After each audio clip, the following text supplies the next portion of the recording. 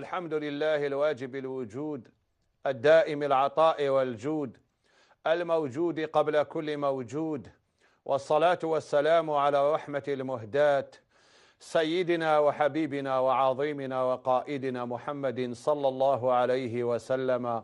ملأ العلا بكماله، كشف الدجى بجماله، عظمت جميع خصاله. صلوا عليه وآله. صلى الله عليك يا سيدي يا رسول الله. حبيت ننبه لهذه الفضيحة اللي راهي واقعة في المجتمع.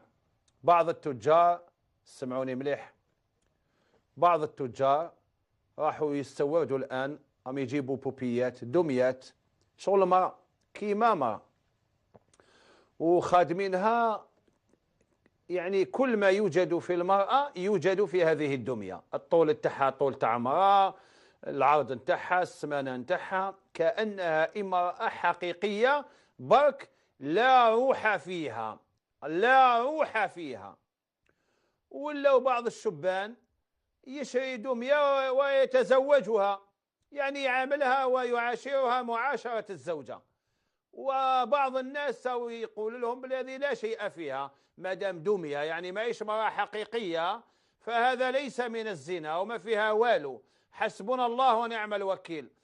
الشركة الصينية اللي راهي توزع هذه الدميات على الشباب الجزائري، على الدولة الجزائرية أن تتدخل وتحظر هذه الدمية وتوقف هذه الشركة عند حدها، وهؤلاء المستوردون عند حدودهم، والتجار اللي يجيبوا فيها وبداوا يديروا إعلانات في الانترنت. ولا الشباب يدخل شركة، يطلب وحدة بيضاء البشرة ولا سمراء البشرة 170 سنتيمتر 70 كيلو 50 كيلو، ويجيبوها له في علبة ويقضي معها الليل. وراك في الحرام، هذا من الزنا ولو مع دمية، لأنه من الاستمناء المحرم. اسمع إلى قول الله جل جلاله: والذين هم لفروجهم حافظون إلا على أزواجهم أو ما ملكت أيمانهم فمن ابتغى وراء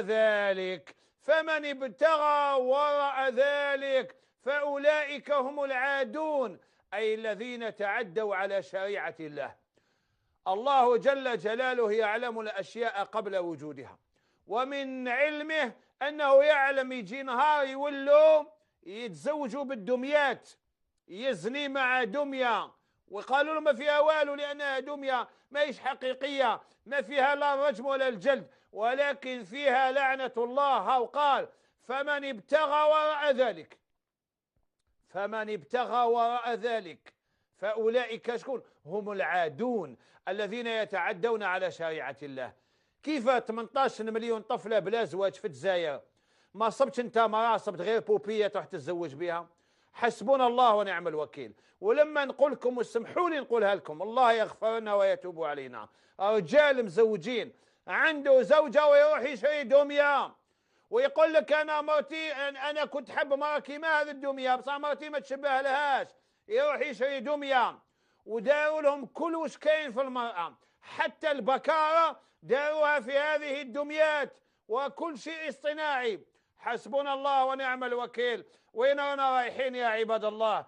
تحوس على الدواء تاع لا طونسيون تصيب ناقص، تاع السكر تصيبه ناقص، تاع الزهايمر تصيبه ناقص، واللي يحب يزني ولاو يجيبوا له حتى دمية توصلوا حتى للدار. حسبنا الله ونعم الوكيل.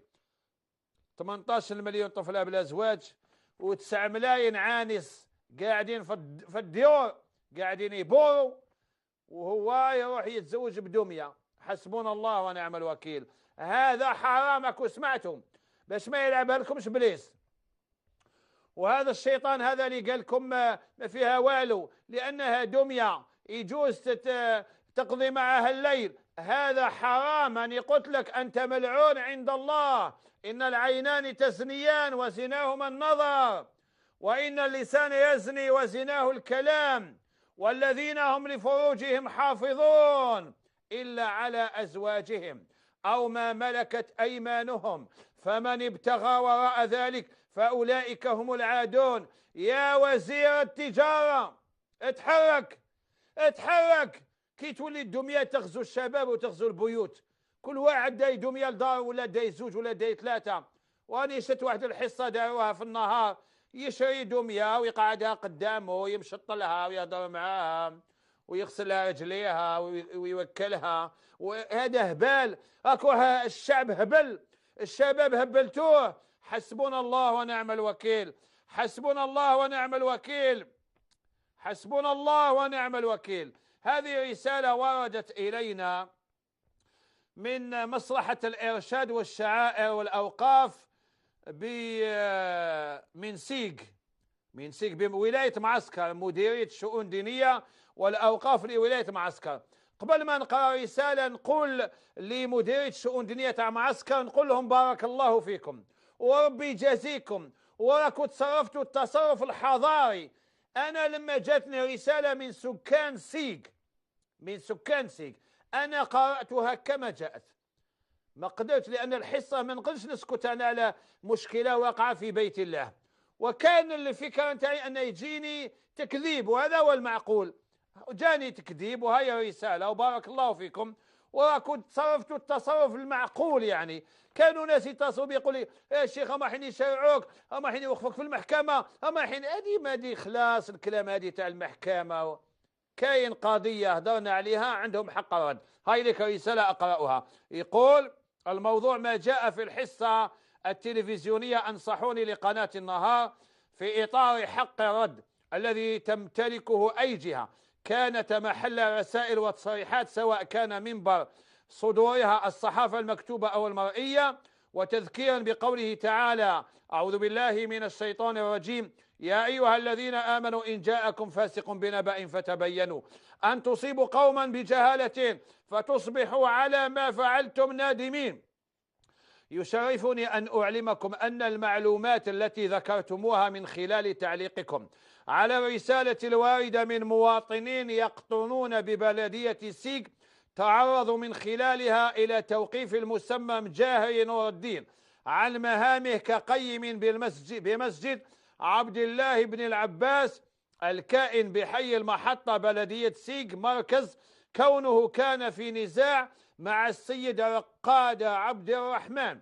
أنا في الورقة اللي قريتها ما ذكرتش الأسماء. أستاذ التعليم القرآني بالمسجد المذكور، وكذا الأفعال المنسوبة إليه والتي علقتم عليها بإسهام. أنا كنت أعلق على السؤال الذي وصل إلي، أنا أعلق على السؤال. أنا ما نعرفش هذا الراجل، لو كان صيبه في طريق ما نعرفوش، ولكن لما يجيني سؤال أعلق على السؤال. وكأنها عين الحقيقة، هي معلومات مغرضة تهدف إلى المساس بهذا القطاع من خلال ذكر هذه الأحداث المفبركة. ففيما يتعلق بكون المسمى مجاهر نور الدين قيما بالمسجد المذكور وقد أوقف عن مهامه، فالحقيقة أن هذا الشخص لا تربطه بالقطاع أي رابطة قانونية. صحيح ما تربطوش أي رابطة قانونية، ولكن واش خسرتوا كي تخلوه ينقي الجامع وينقي الزرابة ويغسل بيت الخالة ويغسل الميضة ويمسح الطريات؟ يعني لازم يكون خدام في القطاع، لا يشترط أن يكون. ثم تقول سواء كموظف أو متطوع يحوز رخصة إدارية بممارسة نشاط مسجدي. رسالة طويلة والوقت انتهى. غدوة الحصة القادمة نكمل نقراها إن شاء الله حتى أكون أمينا في نقل الحقيقة. والسلام عليكم ورحمة الله وبركاته.